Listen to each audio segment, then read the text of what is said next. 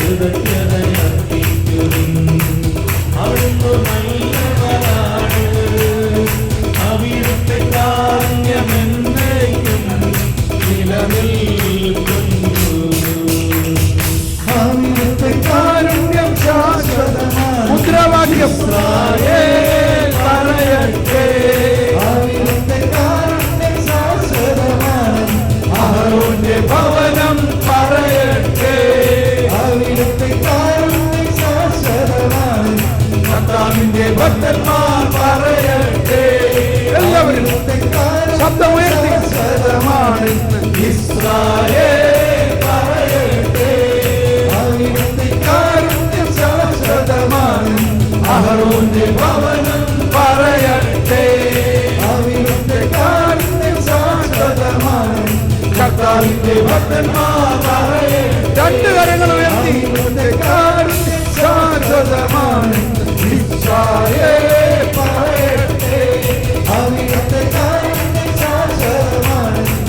തുള്ളിച്ചാടി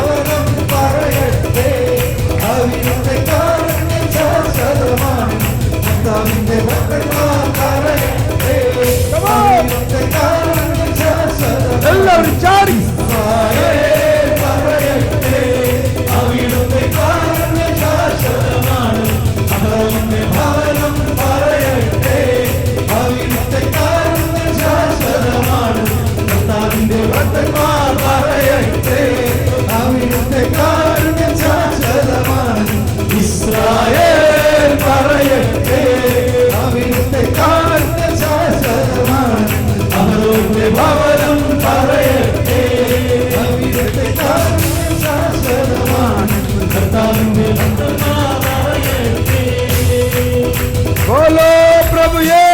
क्रिस्त की, हमारे मुक्तिदाता की, राज राजेश्वर की। ഹല്ലേലൂയ. അതാണ് അവിടുത്തെ കാരുണ്യം. എന്താണെന്നാ പറഞ്ഞേ? ശാശ്വതം എന്ന് പറഞ്ഞാൽ പിന്നെ താഴോട്ട് വരുമോ? അവിടുത്തെ കാരുണ്യം അനന്തമാണ്. എവറസ്റ്റിനേക്കാൾ ഉയരത്തിലാണ് അവിടുത്തെ കരുണ. നമുക്കിരിക്കാം. ഈ സങ്കീർത്തനം മുഴുവനും ഇപ്പം ഇതിലെവിടെയാ കർത്താവിനെ കാണുന്നത്? കർത്താവ് ഈശോ വിശേഷത്തിനകത്ത് എവിടെയാ? ആരെങ്കിലും പറഞ്ഞ പെട്ടെന്ന്? പണിക്കാർ ഉപേക്ഷിച്ചു കളഞ്ഞ കല്ല് മൂലക്കല്ലായി തീർന്നു. ആരാണത്? ഈശോ. കണ്ടോ, വളരെ ക്ലിയർ ആയില്ലേ? അപ്പം ഇനി ആ ഈശോ പണിക്കാർ ഉപേക്ഷിച്ച് കളഞ്ഞ കല്ല് മൂലക്കല്ലായി തീർന്നു. ആ ഈശോയിലൂടെ ഈ മനുഷ്യവർഗത്തിന് മുഴുവനും ലഭിച്ച കരുണയുടെയും നീതിയുടെയും കഥ അല്ലെങ്കിൽ രഹസ്യമാണ് ഇതിനകത്ത് മുഴുവൻ നമ്മൾ കേട്ടത്. ദൈവം നീതിയാണ്. നീതിയുടെ കവാടങ്ങൾ എനിക്കായി തുറന്നു തരിക, ഞാൻ അവയിലൂടെ പ്രവേശിച്ച് കർത്താവിന് നന്ദി പറയട്ടെ. കണ്ടോ എത്രയാണത്? 118 എത്രയാ? 20. ഇതാണ് കർത്താവിൻ്റെ കവാടം, നീതിമാന്മാർ അതിലൂടെ പ്രവേശിക്കുന്നു. അപ്പോൾ ഈ ഇടയിൽ കരുണയുടെ വർഷം പ്രമാണിച്ച് ഒരുപാട് കേട്ടിട്ടുള്ളതാണ് കവാടം കവാടം നോക്കില്ലേ, കരുണയുടെ കവാടം. എന്നിട്ട് എന്ത് കിട്ടി? നിങ്ങൾ കരുണ അനുഭവിക്കണുണ്ടോ? എന്താണ് ഈ കരുണ? കരുണയുടെ കവാടം തുറന്നു. അപ്പോൾ ആ കവാടം എന്ന് പറയുന്നതെല്ലാം ഈ സങ്കീർത്തനത്തിൽ തന്നെ പറഞ്ഞിരിക്കുന്ന കാര്യമാണിത്. എന്താണ് ഈ സങ്കീർത്തനത്തിൽ പറഞ്ഞിരിക്കുന്ന കാര്യം? നീതിയുടെ കവാടം ഞങ്ങൾക്കായി തുറക്കണമേ. ഇത് വളരെ ശ്രദ്ധിക്കണം. പൂർണ്ണമായത് വരുമ്പോൾ അപൂർണമായത് അസ്തമിക്കും. ശിശുവായിരുന്നപ്പോൾ നമ്മൾ ശിശുവിനെ പോലെ യുക്തിവിചാരം ചെയ്തു, ശിശുവിനെ പോലെ പഠിച്ചു എന്ന് പറഞ്ഞാൽ പ്രൈമറി സ്കൂളിൽ പഠിച്ചു.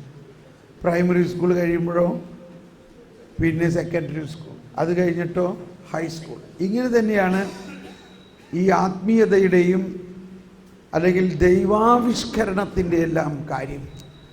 ദൈവാവിഷ്കരണം, രക്ഷയെക്കുറിച്ചുള്ള രഹസ്യങ്ങൾ നമ്മൾക്ക് പെട്ടെന്ന് മുഴുവനും മനസ്സിലാവില്ല. ഇപ്പം ഇതുവരെ നമ്മൾ ഒരുപക്ഷെ ചെറുപ്പമായിരുന്നപ്പോൾ നമ്മളെ കൽപ്പനകളെല്ലാം പാലിച്ച് ജീവിക്കുന്ന ഒരു ജീവിതത്തിലേക്കാണ് നയിച്ചത്. 10 കൽപ്പനകൾ കൃത്യമായിട്ട് പാലിച്ചാൽ നമ്മൾ വിശുദ്ധരാകും എന്നുള്ള ഒരു തരത്തിൽ നമ്മൾ ജീവിച്ചു, അല്ലേ? അങ്ങനെയല്ലേ നമ്മളെ പഠിപ്പിച്ചേക്കണേ? ആണോ ഇല്ലയോ? അപ്പോൾ ഈശോ വന്നിട്ട് പറഞ്ഞു, ഞാൻ വന്നിരിക്കുന്നത് ഈ കൽപ്പനയെ റദ്ദാക്കാനല്ല. അപ്പോൾ അതിൻ്റെ സൂചന എന്താ? ഈശോയുടെ പറച്ചിലും നടപ്പും എല്ലാം കണ്ടു കഴിഞ്ഞാൽ എല്ലാവരും വിചാരിക്കും, ഇങ്ങേരെന്താണ് ഈ പാപികളോടൊപ്പം കൂട്ടുകൂടണത്, പാപികളെ സ്നേഹിക്കുന്നത്? അവൻ പാപിയല്ലേ, കൽപ്പന ലംഘിക്കുന്നവനല്ലേ, അവനെ ശിക്ഷിക്കണ്ടേ? അതിനു പകരം അവരോട് കൂട്ടുകൂടി നടക്കണ എന്താ? ഇതല്ലേ യേശുവിൻ്റെ സ്വഭാവമായിരുന്നത്. അപ്പോൾ ഇത് കണ്ടാൽ മറ്റുള്ളവർക്ക് പ്രഥമേന തോന്നും ഇദ്ദേഹം കൽപ്പനയൊന്നും പാലിക്കേണ്ട എന്നാണോ പറയണത്. ഇപ്പം ഞാൻ 2 ദിവസം മുമ്പ് പറഞ്ഞപ്പോൾ നിങ്ങൾക്കും ചിലപ്പോൾ അങ്ങനെ തോന്നിയിട്ടുണ്ടാവില്ലേ? അങ്ങനെയല്ല പറയുന്നത്. കൽപ്പന പാലിക്കാൻ യേശുവിലൂടെ മാത്രമേ നമുക്ക് കൽപ്പന പാലിക്കാൻ സാധിക്കുള്ളൂ. ആ അർത്ഥത്തിലാണ് ഈശോ പറയുന്നത്, ഞാൻ വന്നിരിക്കുന്നത് കൽപ്പനകളെ റദ്ദാക്കാനല്ല, മറിച്ച് എന്നിലൂടെയാണ് നിങ്ങൾക്ക് കൽപ്പനകൾ മുഴുവനും പാലിക്കാൻ പറ്റുകയുള്ളൂ. അപ്പോൾ ഇവിടെ വിസ്മരണീയമായൊരു കാര്യമാണെന്നാണ് പറയുന്നത്. ഈ സങ്കീർത്തനത്തിൽ നമ്മൾ കേട്ടു.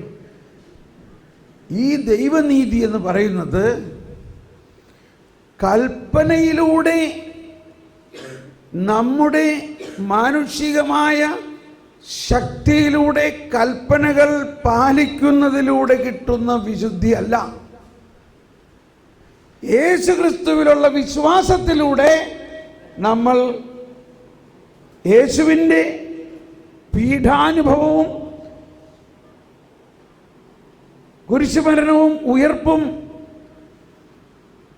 ആ രക്ഷാകര രഹസ്യങ്ങളിലൂടെ നമുക്ക് കിട്ടുന്ന വിശുദ്ധീകരണത്തിലൂടെയാണ് നമ്മൾ രൂപാന്തരപ്പെട്ട് ഒരു പുതിയ സൃഷ്ടിയാകുമ്പോൾ മാത്രമേ നമ്മൾ വിശുദ്ധിയിൽ ജീവിക്കാൻ പറ്റുകയുള്ളൂ. അങ്ങനെ ആയി കഴിയുമ്പോൾ നമ്മൾ മാതാവിനെ പോലെ കൃപ നിറഞ്ഞ ഒരാളായിട്ട് മാറും. അങ്ങനെ നമ്മൾ കൃപ നിറഞ്ഞ ഒരാളായിട്ട് മാറുമ്പോൾ പിന്നെ നമുക്ക് പാപം ചെയ്യാൻ പറ്റുമോ? പിന്നെ പാപം ചെയ്യാൻ പറ്റില്ല. അപ്പം നമ്മൾ കൽപ്പനകൾ താനെ പാലിച്ചോ ഇല്ലയോ? അപ്പോൾ കൽപ്പനകൾ പാലിക്കപ്പെടുന്നു. അപ്പോൾ കൽപ്പനകൾ വന്നിരിക്കുന്നത് പാപത്തെക്കുറിച്ചുള്ള ബോധ്യമുണ്ടാകുന്നതിന് വേണ്ടിയാണെന്നാണ്. അതിലേക്ക് പോകുന്നതിന് മുമ്പ് ഈ സങ്കീർത്തനത്തിലെ ഏറ്റവും പ്രധാന കാര്യം ഇതാണ്. ഈ സങ്കീർത്തനത്തിൽ കർത്താവാണ് നീതി നടത്തി തരുന്നവൻ, കർത്താവാണ് എൻ്റെ പ്രകാശം, കർത്താവ് കരുണ മാത്രമാണ്, അവിടുത്തെ കാരുണ്യം അനന്തമാണ്. കരുണ എന്ന് പറഞ്ഞാൽ എന്താ? കരുണ എന്ന് പറഞ്ഞാൽ എന്താ? അർഹമല്ലാത്ത. നമ്മൾ കൃപ എന്താണെന്ന് പഠിച്ചു. കരുണ എന്ന് പറഞ്ഞാൽ എന്താ?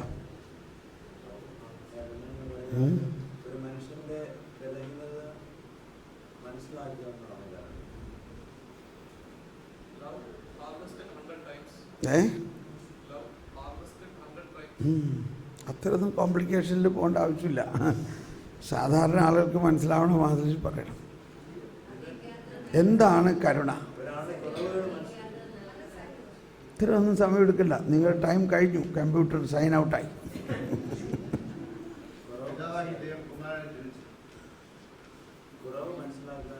ടൈം ഔട്ടായി. ഇനി എന്ത് ഉത്തരം പറഞ്ഞിട്ട് കാര്യമില്ല. കാരണം ഇത്രയും സമയത്തിൽ നിങ്ങൾക്ക് കരുണ എന്തെന്ന് പറയാൻ പറ്റില്ലെങ്കിൽ ഈ കരുണയുടെ ചിത്രവും വെച്ച് കരുണക്കൊന്തയും ചൊല്ലിയിട്ട് എന്ത് പ്രയോജനം ഉണ്ടായി? ഇപ്പം പറയും. എന്ത് ഉദ്ദേശത്തിലാണ് അപ്പം നമ്മൾ കരുണക്കൊന്ത ചെല്ലണേ? പറയും. എന്താ ഞാൻ കേൾക്കണം? ഒരിക്കലൊരു സഹോദരി പറഞ്ഞു, ഞാൻ 3 കരുണക്കൊന്ത എല്ലാ ദിവസവും രാവിലെ ചെല്ലുമെന്ന് പറഞ്ഞു. അപ്പോൾ ഇതേമാതിരി ഞാൻ ചോദിച്ചു, എന്താ കരുണ എന്നുള്ളതിൻ്റെ അർത്ഥം? അതൊന്നും മനസ്സിലാക്കിയിട്ടൊന്നുമില്ല. എല്ലാവരും ചെല്ലണം, ഞാനും ചെല്ലണം. ഇപ്പം മനസ്സിലായോ ജ്ഞാനത്തിന് വേണ്ടി എന്തിനാ പ്രാർത്ഥിച്ചത്? നമുക്ക് മനസ്സിലാക്കാൻ ഏറ്റവും ബുദ്ധിമുട്ടുള്ള ഒന്നാണ് കരുണ എന്താണെന്നുള്ളത്. ഞാൻ കുറേയെല്ലാം നമ്മൾ കരുണയെക്കുറിച്ച് പറഞ്ഞു കഴിഞ്ഞിട്ട് നിങ്ങൾക്ക് അതിന് ഉത്തരം പറയാൻ പറ്റിയില്ലെങ്കിൽ നിങ്ങൾക്കൊരു ഇമ്പോസിഷൻ തരേണ്ടതാണ്. ഇപ്പോൾ എങ്ങനെ? അപ്പോൾ അതിൻ്റെ ഏറ്റവും സിമ്പിൾ ആയിട്ടുള്ള ഒരു നിർവചനം, കരുണ എന്നത് ദൈവത്തിന് പാപികളോടുള്ള സ്നേഹത്തെയാണ് കരുണ എന്ന് പറയുന്നത്. കരുണ എന്നത് ദൈവത്തിന് പാപികളോടുള്ള സ്നേഹം. ദൈവത്തിന് പാപികളോടുള്ള സ്നേഹത്തിന് കരുണ എന്ന് പറയും. ദൈവം എല്ലാവരെയും സ്നേഹിക്കുന്നു, ഇല്ലേ? വിശുദ്ധരെ ദൈവം സ്നേഹിക്കുന്നു. പക്ഷെ അതിൽ കരുണയൊന്നുമില്ല. ഇപ്പോൾ ഒരാൾ കൊലപാതകം ചെയ്തു, അയാളെ കോടതി വിധിച്ചു, അയാളെ വധശിക്ഷയ്ക്ക് വിധിച്ചു, ഹൈക്കോടതിയും വിധിച്ചു വധശിക്ഷയ്ക്ക്, സുപ്രീം കോടതിയും വധശിക്ഷയ്ക്ക് വിധിച്ചു. ഇനി അയാൾക്ക് എന്ത് ചെയ്യാൻ പറ്റും? പ്രസിഡൻ്റിൻ്റെ അടുത്ത് ചെന്നിട്ട് കരുണായാചന. അയാൾ അവിടെ പറയുകയാണ്, ഞാൻ ചെയ്തത് തെറ്റാണ്, ഈ ശിക്ഷയ്ക്ക് ഞാൻ അർഹിക്കുന്നു, എല്ലാ കോടതിയും എനിക്ക് ആ ശിക്ഷ ശരിവച്ചിരിക്കുന്നു, എന്നാൽ എൻ്റെ മേൽ കരുണയായിരിക്കും. ഇന്ന കാരണങ്ങൾ കൊണ്ട് എന്നോട് കരുണ കാണിച്ച് എന്നെ ഇതിൽ നിന്ന് ഒഴിവാക്കണം. അങ്ങനെ ഗവൺമെൻറ് ഓഫ് ഇന്ത്യക്ക് ചില നോംസ് ഉണ്ട്, ചില നിബന്ധനകളുണ്ട് എങ്ങനെ ഒരാൾക്ക് കരുണ. അപ്പോൾ അത് വെച്ച് നോക്കുമ്പോൾ ഇയാൾക്ക് 4 കുട്ടികളുണ്ട്, ഭാര്യയും 4 കുട്ടികളും. ഒന്നുമില്ലെങ്കിൽ ഇയാളുടെ ആ കുട്ടികൾക്ക് വേണ്ടി ഇയാളുടെ ജീവൻ നിലനിർത്തേണ്ടതുണ്ട്. അപ്പോൾ ഇയാൾ പാപിയാണെങ്കിലും ഇയാൾ ശിക്ഷയ്ക്ക് അർഹനാണെങ്കിലും ഇയാളോട് കരുണ കാണിച്ച് 10 വർഷമായിട്ട് കേസ് നടത്തി എല്ലാ കോടതിയും ശരിവെച്ച ആ ശിക്ഷ ഒറ്റ നിമിഷം കൊണ്ട് ക്യാൻസലാക്കി, ശിക്ഷ ക്യാൻസലാക്കി. ഇത് ഇന്ത്യയിൽ പ്രസിഡന്റിന് മാത്രമേ ഉള്ളത്. എന്നാൽ നമ്മുടെ കർത്താവ് എല്ലാവർക്കും കരുണ കാണിക്കുന്ന ആളാണ്. എല്ലാവരുടെയും ശിക്ഷ ഒഴിവാക്കാൻ വേണ്ടി എന്ത് ചെയ്തു യേശു? എന്ത് ചെയ്തു? എല്ലാവരുടെയും ശിക്ഷ യേശു ഏറ്റെടുത്തു. എന്നിട്ടും അതിനുശേഷമുള്ള പരിശുദ്ധാത്മാവ് നമ്മളിൽ വസിച്ചിട്ടും നമ്മൾക്ക് കരുണ എന്തെന്ന് മനസ്സിലാകാത്തത് എന്തുകൊണ്ടാണ്? അതാണ് ഇവിടെ പറയുന്നത്, ഇത് കർത്താവിൻ്റെ പ്രവൃത്തിയാണിത് നമ്മുടെ ദൃഷ്ടിയിൽ. 23 ഇത് കർത്താവിൻ്റെ പ്രവൃത്തിയാണ്, ഇത് മനുഷ്യൻ്റെ പ്രവൃത്തിയല്ല. കരുണ മാത്രമല്ല, ഇവിടുത്തെ സബ്ജക്റ്റ് ദൈവനീതി എന്നുള്ളത്. അപ്പം ഈ ദൈവം നീതി എന്ന് പറയുന്നത് ഈ കരുണയുടെ ഏറ്റവും ആർജവത്വമാണ്. കരുണ അതിൻ്റെ ഏറ്റവും ഉന്നതമായ അവസ്ഥയിൽ പ്രവർത്തിക്കുന്നതിനെയാണ് ദൈവനീതി എന്ന് പറയുന്നത്. ദൈവനീതി ഇത് മനസ്സിലാക്കാൻ വളരെ ബുദ്ധിമുട്ടാണ്. പ്രത്യേകിച്ച് നമ്മളൊരു സാമൂഹ്യ നീതിയുടെയും ഒരു സിവിൽ ലോയുടെയും മധ്യത്തിൽ ജീവിക്കുകയാണ്. സിവിൽ ലോ എന്താ പറയുന്നത്?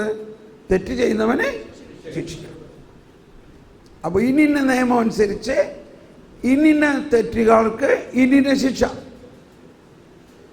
നമ്മൾ അങ്ങനെ ഒരു വ്യവസ്ഥിതിയിൽ ആണ് ഇവിടെ ജീവിക്കുന്നത്, സിവിൽ ലോ. അതേസമയത്ത് ഫരിസേയ ലോ നിയമവും മോശയിലൂടെ വന്ന നിയമവും എല്ലാം പറയുന്നതും ഇന്നിനെ തെറ്റ് ചെയ്തവരെ ശിക്ഷിക്കണം. ഇങ്ങനത്തെ 2 നിയമത്തിൻ്റെ നീതി, ഇതാണ് ഒരു നീതി. അപ്പം നീതി എന്ന് പറയുമ്പോൾ പെട്ടെന്ന് നമുക്ക് തോന്നുന്നത്, കണ്ടോ അവൻ തെറ്റ് ചെയ്തു, അവനെ ശിക്ഷിക്കണം, അല്ലെങ്കിൽ പിന്നെ നീതി എങ്ങനെയാണ്? എന്നാൽ ദൈവനീതി എന്ന് പറയുന്നത് ഇതിന് നേരെ വിപരീതമാണ്. തെറ്റ് ചെയ്യുന്നവൻ്റെ തെറ്റ്, ആ തെറ്റും ആ ശിക്ഷയും അതിൻ്റെ ശാപവും വേറൊരാൾ ഏറ്റെടുത്ത് ഈ തെറ്റ് ചെയ്ത ആളെ സൗജന്യമായി നീതീകരിച്ച് ഒഴിവാക്കുന്നു. ഇതെന്ത് നിയമം? അതാണ് പുതിയ നിയമം. ഇത് കരുണാസമ്പന്നനായ ആ കർത്താവിൻ്റെ പ്രവർത്തനമാണ്. അതുകൊണ്ട് ഇത് കർത്താവിൻ്റെ പ്രവൃത്തിയാണത് നമ്മുടെ ദൃഷ്ടിയിൽ വിസ്മയാവഹമായിരിക്കും. അപ്പോൾ മനുഷ്യന് ഇത് മനസ്സിലാക്കുക സാധ്യമല്ല, എളുപ്പം സാധ്യമല്ല. അതുകൊണ്ടാണ് നമ്മൾ ഇന്നലെ കേട്ടു, ഫരിസേയരും നിയമജ്ഞരും തന്നെ ദൈവത്തിൻ്റെ കാര്യത്തിൽ ഭയങ്കര തീഷ്ണതയുണ്ടെങ്കിലും അവരുടെ ആ തീഷ്ണത ശരിയായ അറിവിൻ്റെ അടിസ്ഥാനത്തിലല്ല. അവർക്ക് ദൈവനീതിയെക്കുറിച്ച് അവർ അജ്ഞരാണ്. ഈ ഒരു സ്റ്റാൻഡ് പോയിന്റിലാണ് മിക്കവാറും നമ്മളെല്ലാവരും, ഞാനിത് കുറ്റം പറയാൻ വേണ്ടി പറയുന്നതല്ല, കാര്യത്തിലേക്ക് വേഗം കിടക്കാൻ. ഒരുപാട് നിങ്ങളെ സോപ്പിട്ടിട്ടൊന്നും കാര്യമൊന്നുമില്ല. ഉള്ള സത്യം പറയണ്ടേ? പറയണോ വേണ്ടയോ? നിങ്ങൾക്ക് വിഷമമുണ്ടോ? വിഷമിച്ചോ? വിഷമിച്ചാലേ ഇത് മനസ്സിലാവുള്ളൂ.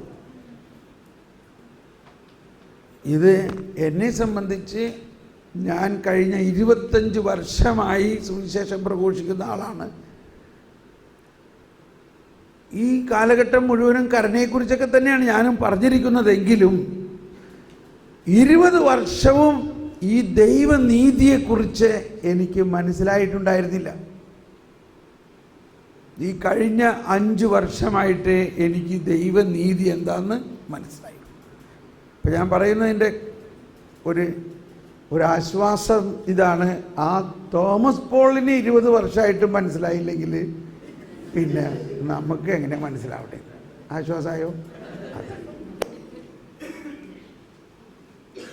അതായത് ഞാൻ ഇപ്പം നിങ്ങൾ പല ജോലികളും നിങ്ങൾ ചിലപ്പോൾ ഫുൾ ടൈം ശുശ്രൂഷ ചെയ്യുന്നവരും ആയിരിക്കാം. ഞാൻ ഫുൾ ടൈം രാവും പകലും കർത്താവിനെ കുറിച്ച് ധ്യാനിച്ച് പ്രാർത്ഥിച്ച് ശുശ്രൂഷ നടത്തുന്ന എനിക്ക് ഈ ഏതാനും വർഷമായിട്ടുള്ളൂ ഇത് മനസ്സിലായിട്ട്. ആരും ഇതിനെക്കുറിച്ച് ഒരു ക്ലാസ് പറഞ്ഞത് ഞാൻ കേട്ടിട്ടില്ല. അങ്ങനെ ഇതിനെക്കുറിച്ചുള്ള വെളിപാടുകൾ കിട്ടിക്കഴിഞ്ഞ് ഞാനിത് പറയാൻ തുടങ്ങിയിട്ട് ആർക്കും ഇത് മനസ്സിലാവണില്ല. അങ്ങനെ ഞാൻ സാവധാനം പൊറോട്ടിങ്ങനെ നിൽക്കുമ്പോൾ 2013 ആണ്ടിൽ ദുഃഖവെള്ളിയാഴ്ച റോമിൽ പരിശുദ്ധ പിതാവിൻ്റെ ോടനുബന്ധിച്ചുള്ള പാപ്പൽ ഓഡിയൻസിന് റെനേറോ കാന്തലമേസ എന്ന ഫാദർ റെനേറോ കാന്തലമേസ പാപ്പൽ പ്രീച്ചർ, ആ പാപ്പൽ പ്രീച്ചർ നൽകിയ പ്രഭാഷണം ഈ ദുഃഖവെള്ളിയാഴ്ച എന്നത് ദൈവം തൻ്റെ നീതി, ദൈവത്തിൻ്റെ നീതിയെക്കുറിച്ചായിരുന്നു. അപ്പോൾ ഞാൻ നോക്കുമ്പോൾ ഞാൻ പറയണത് തന്നെ അദ്ദേഹം പറയണേ. Praise the Lord. അതോടെ എനിക്ക് ഭയങ്കര ഒരു കോൺഫിഡൻസും കിട്ടി.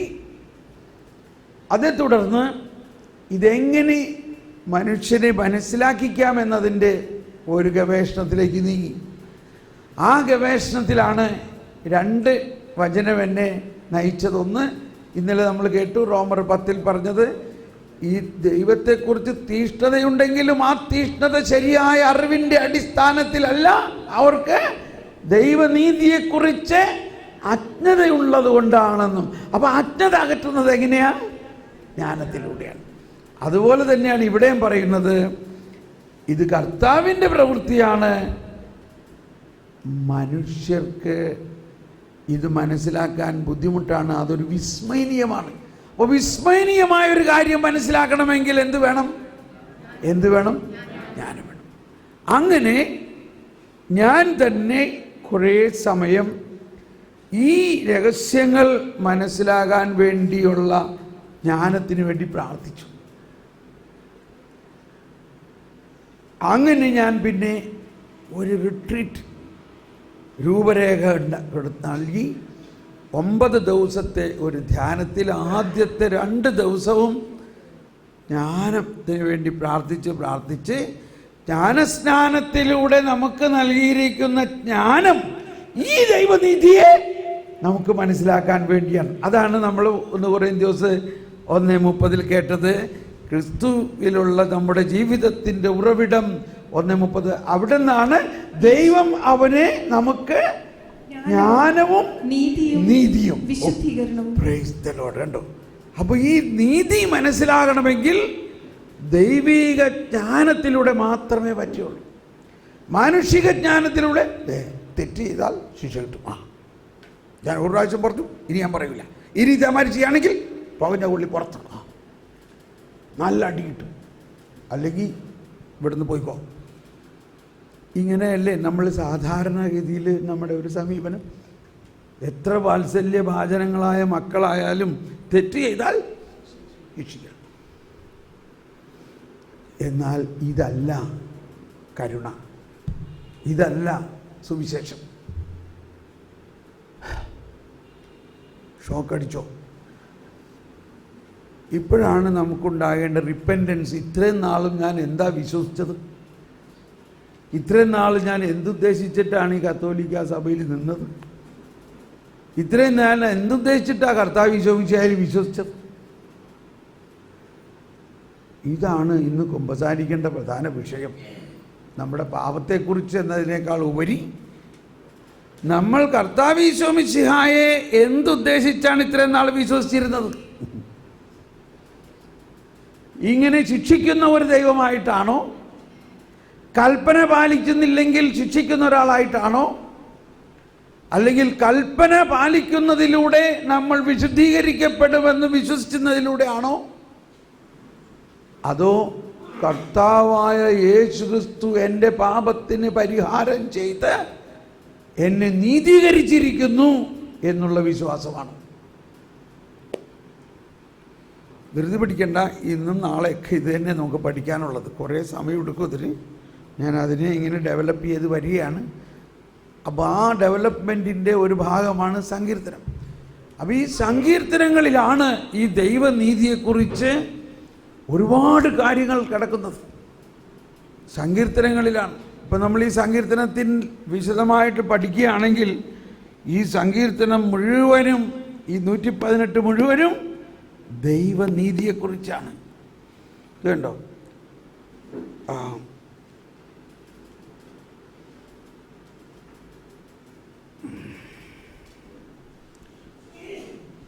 കർത്താവ് എൻ്റെ പക്ഷത്തുണ്ട്, ഞാൻ ഭയപ്പെടുകയില്ല.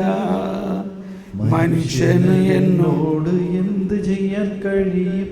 എന്നെ സഹായിക്കാൻ കർത്താവ് എൻ്റെ പക്ഷത്തുണ്ട്. ഞാൻ എൻ്റെ ശത്രുക്കളുടെ പതനം കാണും. മനുഷ്യരിൽ ആശ്രയിക്കുന്നതിനേക്കാൾ കർത്താവിൽ അഭയം തേടുന്നത് നല്ലത്. അപ്പോൾ ദൈവനീതിയുടെ മറ്റൊരു വശം എന്താണ്? മനുഷ്യനിൽ ആശ്രയിക്കുന്നതിലല്ല. മനുഷ്യനിൽ എന്ന് പറഞ്ഞാൽ ഞാൻ എന്നിൽ തന്നെയോ ചില മാനുഷികമായ തത്വങ്ങളിലോ മനുഷ്യ നിബന്ധനകളിലോ മനുഷ്യൻ്റെ ശക്തിയിലോ. ഇപ്പം ഞാനൊരു പാപിയാണ്. ഈ പാപത്തിൽ നിന്ന് വിമോചനം ലഭിക്കാൻ ഞാൻ എന്നെ തന്നെ കഠിനമായി കൺട്രോൾ ചെയ്യുന്നതിലൂടെയോ അല്ല എൻ്റെ പാപം മാറുന്നത്. മറിച്ച് ദൈവത്തിന് ഒരു നിമിഷം മതി അത് മാറ്റാൻ. മനുഷ്യനിൽ ആശ്രയിക്കുന്നതിനേക്കാൾ കർത്താവിൽ അഭയം തേടുന്നത് നല്ലത്. അതാണ് ദൈവനീതി.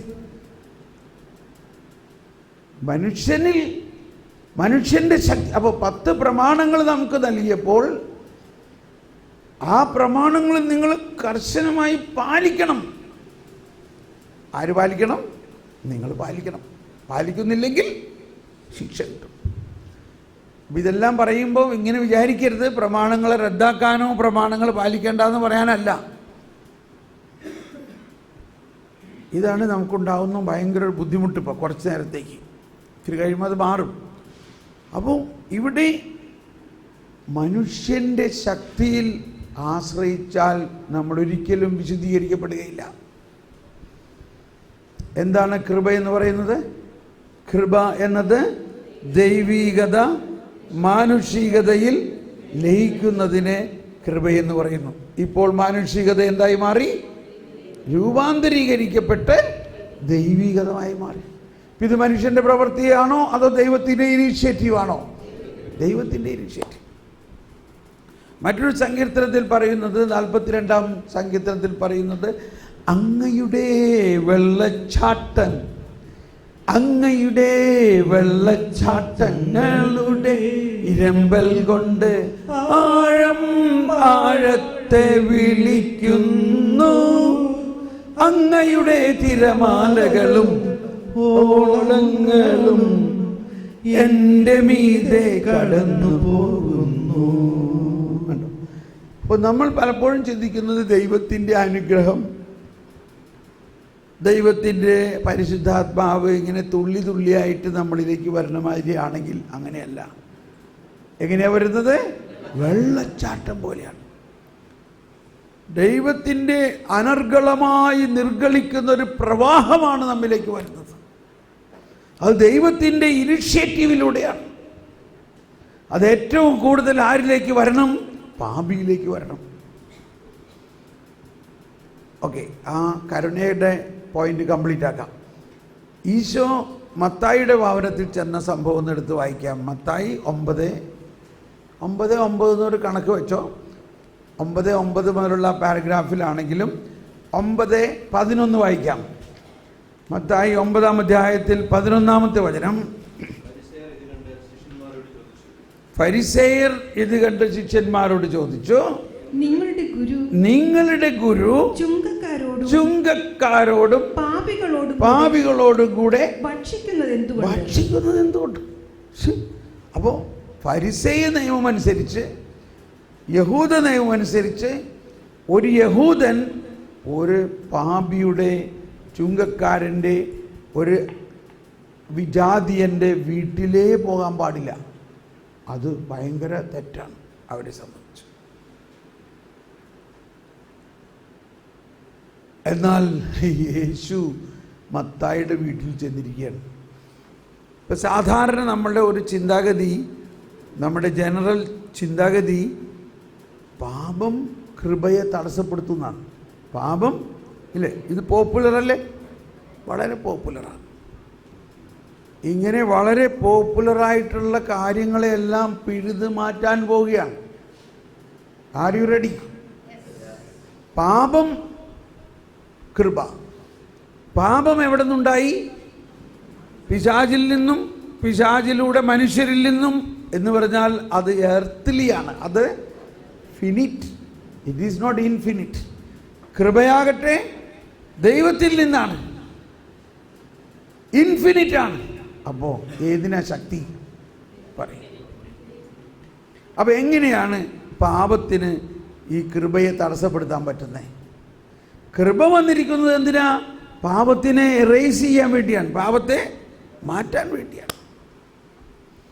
അതാണ് ജ്ഞാനം എന്ന് പറയുന്നതിൽ ഏറ്റവും പ്രധാന ഒരു കാര്യം മനസ്സിലാക്കേണ്ടത്.